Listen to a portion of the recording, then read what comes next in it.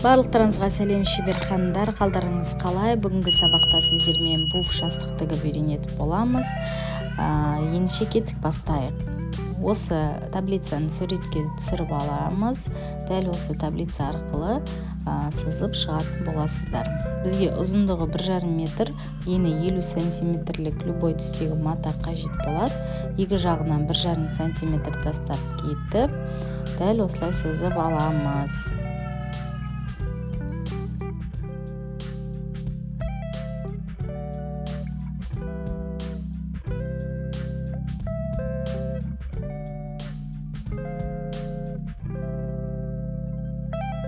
Енді тігілу процесін көрсететін боламын. Мен осы жерде ручкамен барлығын сызып алдым. Сізге көрініп тұру үшін ең алдымен біз сызылып тұрған квадратымыздан бастаймыз. Бұл жерде біз 2 рет тігіп бекітіп аламыз да, жоғары жағына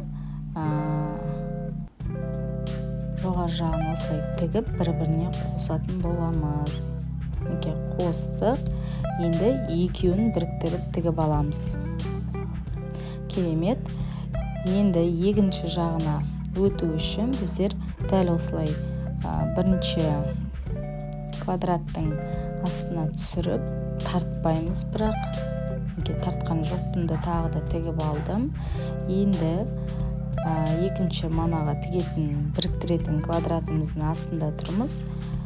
Үст жағын осылай тігіп бір-біріне қосамыз және біріктіріп тігіп аламыз.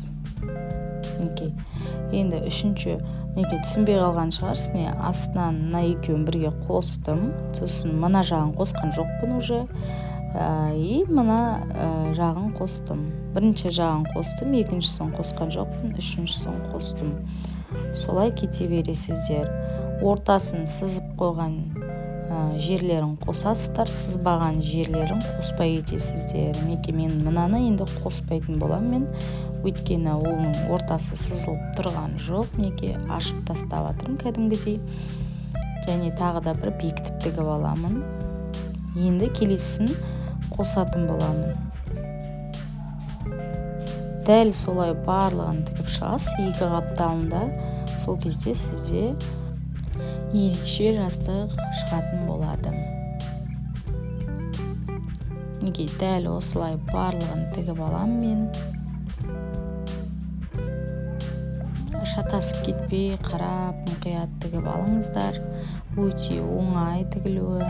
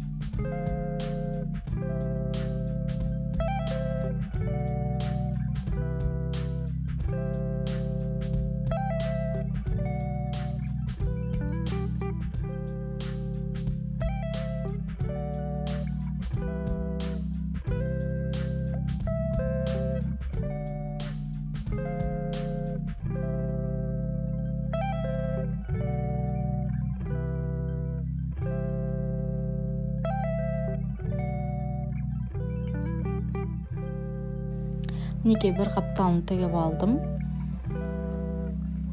Осындай 3 бұрыш секілді болып шығады. Енді екінші қапталын тігіп бастаймын.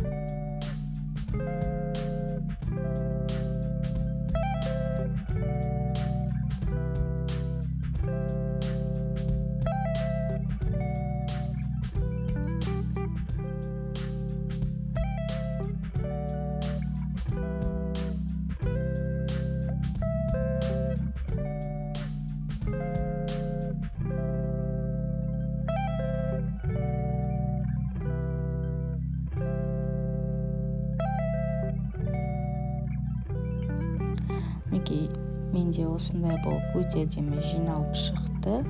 Енді біз екі қаптан қосып тігіп аламыз. Машинаңыз болса машинаңызбен, болмаса қолыңызбен тіксеңіз болады. Мен машинамен тігіп шықтым.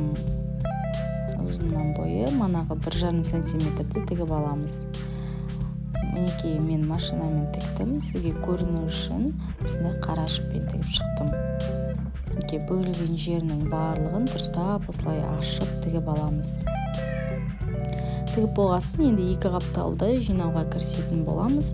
Ол үшін бізге ине жіп қайтадан көмекке келеді. Ине жібімізді 6 қабат немесе 8 қабат қылып түйреп аламыз. Одан кейін бізге осындай брошка, ілгектер қажет болады. Менде ілгектер кішкентай болды, сондықтан дұрыс қадалған жоқ. Негізі осы ілгектерден тағы да үлкенірек ілгектер қажет болады. Идеальны болып шығу үшін.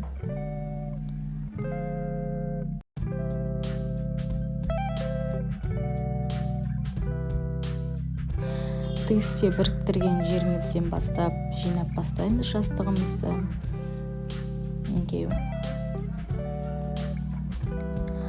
Мына 3 сантиметрлік жерлерімізден тігіп бастаймыз біз. Жинап. Осы жерден жинасаңыз, жастықтарыңызды сызылып тұрған жерлерінен сізде өте әдемі сборка пайда болады. Неге десеңіз, бұлардың барлығы өлшеніп, сызылған басында 3 сантиметрден әрқайсының арасы. Сондықтан сізде өте әдемі сборка шығатын болады.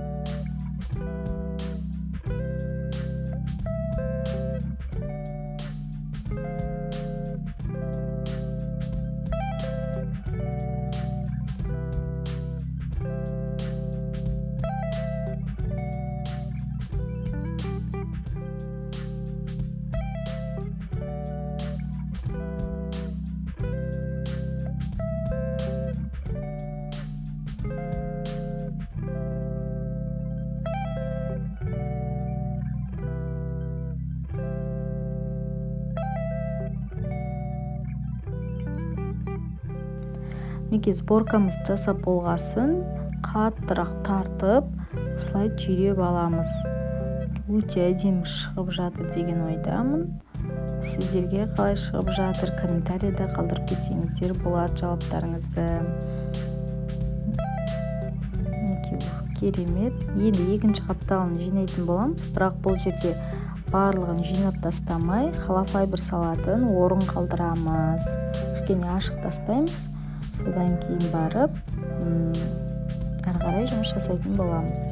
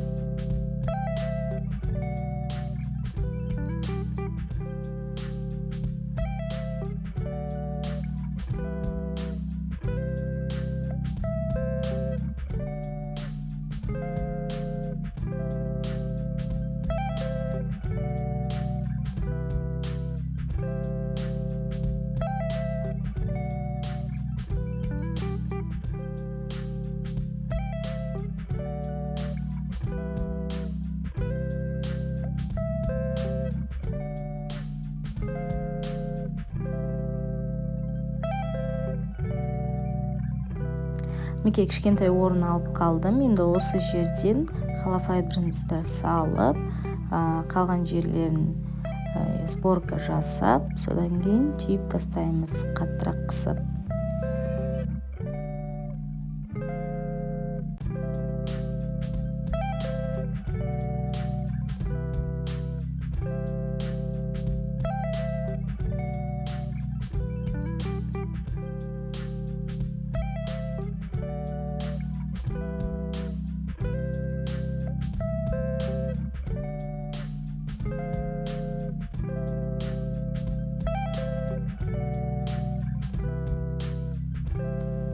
Холофайберіміз салып болғасын, тігісімізді әрі қарай жалғастырамыз.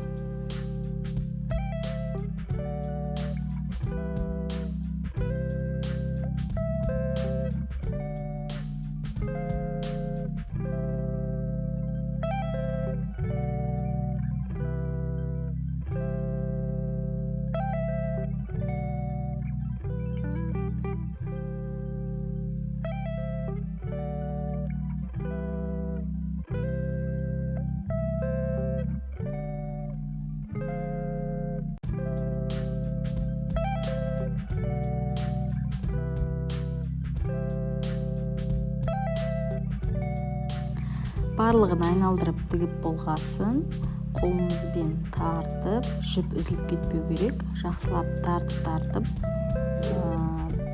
жинайтын боламыз осылай.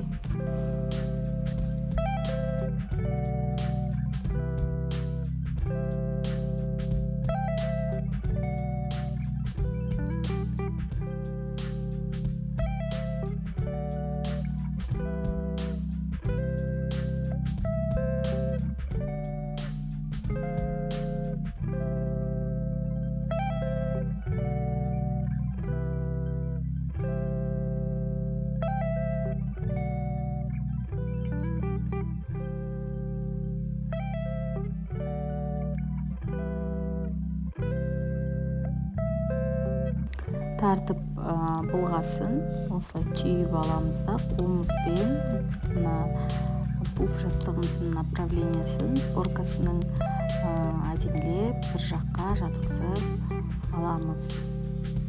Бізде осындай жастық шықты. Енді тек қана ілгегімен брошкасы қалды, соны тігетін боламыз.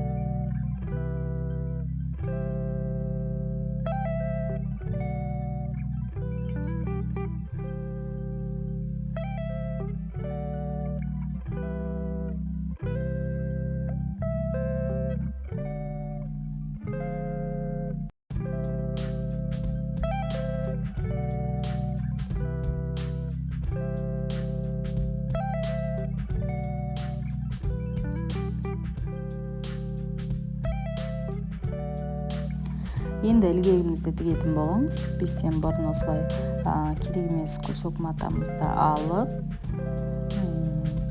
ішіне ілгегімізді салып, тігіп алатын боламыз.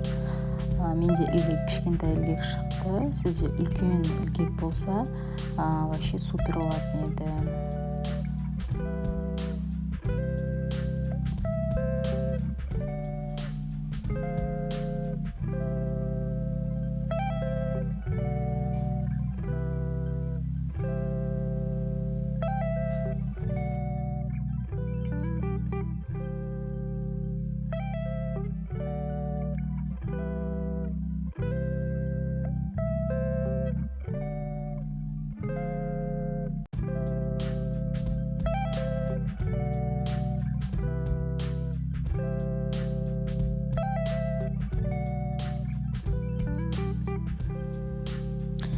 Ілгегімізді осылай бірнеше рет тігіп аламыз.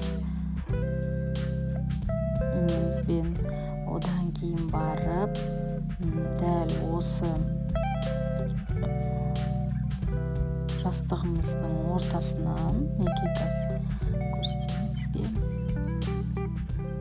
дәл ортасынан кіргізіп, арғы жағынан инемізді шығаратын боламыз.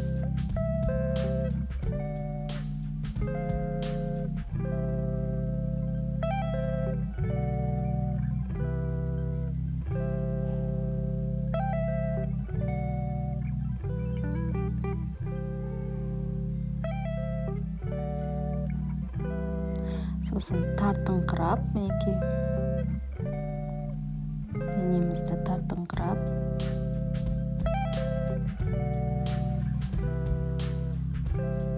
брошкамызды салатын боламыз. Брошкамыздың өзінің осында өткізетін жері бар. Сол брошкамызды салып, тағы да тартыңқырап, одан кейін брошкамызды теріс айналдырамыз да, сол жерден бірнеше рет өткізіп аламыз. Жаңағы тігетін жерінен бірнеше рет тігіп өткізіп аламыз да.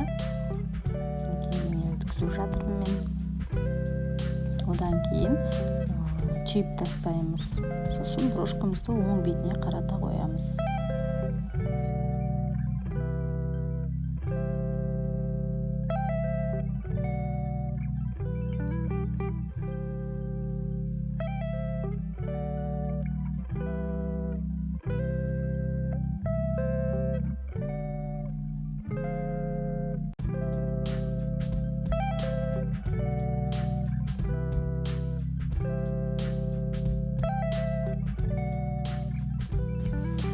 Мінекей біздің жастығымыз дайын болды. Өте әдемі жастық шықты деп ойлаймын. Сіздерге де ұнаса видеоға лайк басып, комментарий қалдыруға ұмытпаңыздар.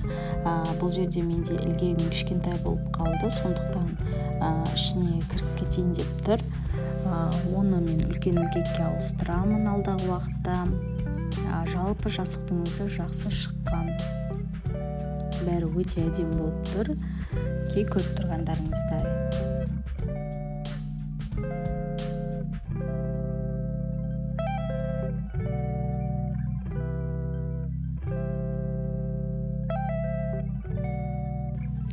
Жастықтарды әртүрлі қылып безендіруге болады. Ол өзіңіздің фантазияңызға қарай гүлмен, брошкамен, тастармен өте көп способ жасауға болады. Барлығы да әдемі болып шығады. Видеоны әрине лайк басып, комментарий қалдыруға ұмытпаңыздар. Бізде әр вторник, четверг, суббота жаңа видеолар шығып тұрады. Солардан қалып қалмас үшін менің каналыма тіркеліп кетіңіздер. Мен сіздермен қоштаспаймын. Сау саламатта болыңыздар. Келесі видеода кездескенше.